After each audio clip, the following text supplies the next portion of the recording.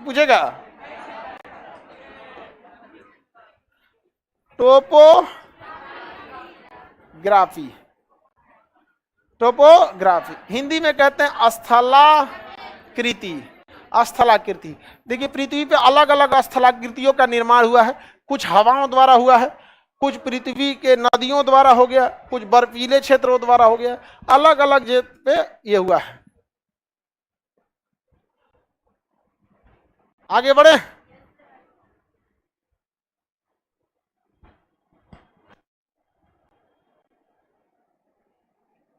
किसी को दिक्कत नहीं ना? कर ऐसे ऑनलाइन वाले का सुनबे नहीं करते। तू हाल चाल पूछेगा तो हम क्या करेंगे सुन के? हाँ बताइए ध्यान से। अब देखिए ध्यान से, हम लोग देखते हैं स्थलाकृति में हम लोग भूमि मिट्टी उट्टी का अध्ययन करते हैं, जिसमें आपका पेडोलॉजी, मिट्टी का अध्ययन क्या कहलाता है? पेडोलॉजी, मिट्टी का अध्ययन पेडोलॉजी। चल जाओगी बमनी।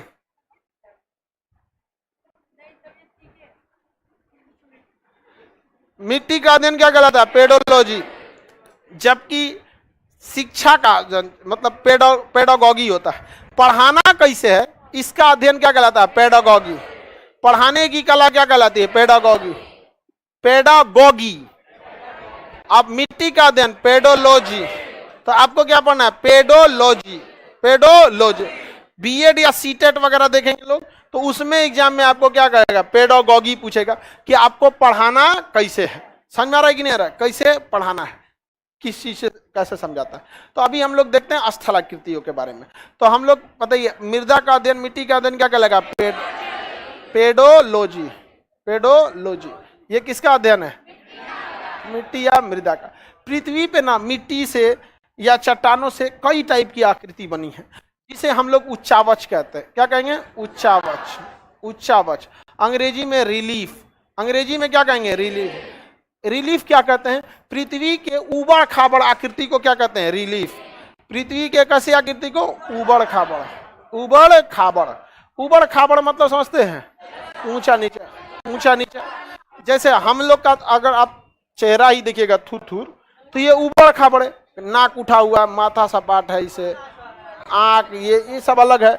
यहाँ सवाना घास का मैदान, ये अमेजन।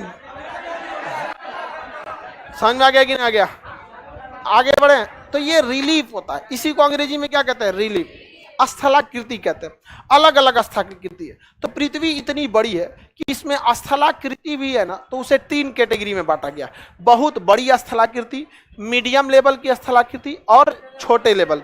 तो उसे हम लोग कहते हैं प्रथम ऑर्डर, सेकेंड और थर्ड। कितने तरह की है? प्रथम श्रेणी, द्वितीय श्रेणी और तृतीय श्रेणी। First order of relief, second order of relief और थर्ड ऑर्डर। सबसे बड़ी स्थलाकृतियों को हम प्रथम श्रेणी के उच्चावच में रखते हैं। इसमें महाद्वीप आता है। बताइए पृथ्वी पे सबसे बड़ी आकृति क्या है? महाद्वीप। और क्या है? महासागर, महासागर। तो सबसे बड़ी बड़ी स्थलाकृतियों को किस में रखते हैं? प्रथम श्रेणी के उच्चावच में। किसमें? प्रथम श्रेणी के उच्चावच। किसी को कोई दिक्कत नहीं ना? अभी पीडीएफ किसी को नहीं मिला है, सबको पीडीएफ डाल देंगे। अभी कॉन्सेप्ट वाला चीज है, आज इसको समझिए। पीडीएफ पूरी टोपोग्राफी को आपको एक ही बार में दे देंगे, आप लोग के लिए भी दिक्कत नहीं होगा। ऑनलाइन वाले जिनको फोटोकॉपी महंगा पड़ रहा है, आप लिखने की कोशिश कीजिए। समझ में आ गया कि नहीं आएगा? आप लिख लीजिए, जितना पढ़ाए उतना ही, क्योंकि एक दिन में 1-1.5 पेज पीडीएफ पढ़ाते हैं, उससे ज्यादा तो नहीं। तो उतना लिखते रहिए, और नहीं तो घर में पैसा है तो कोई दिक्कत नहीं है, फोटोकॉपी मशीन खरीद लीजिए। चलिए ध्यान दीजिए, महाद्वीप और महासागर किस श्रेणी में आते हैं? प्रथम। आप देखते हैं द्वितीय श्रेणी में। द्वितीय श्रेणी में आएगा नदी, पर्वत, नदी, झील, पठार, मैदान, पर्वत, रेगिस्तान यानी मरुस्थल, मरुस्थल। बताइए ये सब क्षेत्र किस में आएगा? द्वितीय श्रेणी। सेकेंड ऑर्डर में सबसे बड़े बड़े को फर्स्ट ऑर्डर में, आगे बढ़े। और सेकेंड ऑर्डर में मीडियम साइज, और सबसे छोटी स्थलाकृति थर्ड ऑर्डर में। सबसे छोटा कौन? जैसे नदी कहीं गढ़ा कर दिया, नदी कोनो गांव में घुस के बाढ़ ला दिया, तो ये टेम्पोररी चीज है। समझ में आ गया कि नहीं? नदी एगो झरना बना दिया, तो नदियों द्वारा या टूट फूट से बनी आकृति, कैसी आकृति? टूट फूट से बनी आकृति, से बनी आकृति, इसे किस में रखते हैं? Third order. यूपीएससी में पूछा था कि महाद्वीप को किस में रखते हैं? प्रथम श्रेणी के उच्चावच के, प्रथम श्रेणी के उच्च। यूपीएससी के एग्जाम में आप देखेंगे तो 10 क्वेश्चन ऐसा रहेगा कि आपको कंफ्यूज हो जाएंगे कि ये यूपीएससी में क्यों पूछ दिया। समझ में? 10 क्वेश्चन को आपको पक्का कंफ्यूज कर, आप सोच नहीं सकते इतना आसान कैसे पूछ सकता। और 10 क्वेश्चन ऐसे पूछेगा मर जाइएगा, ना बनने वाला आपसे एग्जाम हॉल में। इसलिए आप लोग हमेशा, यूपीएससी कहलाएगा क्या है?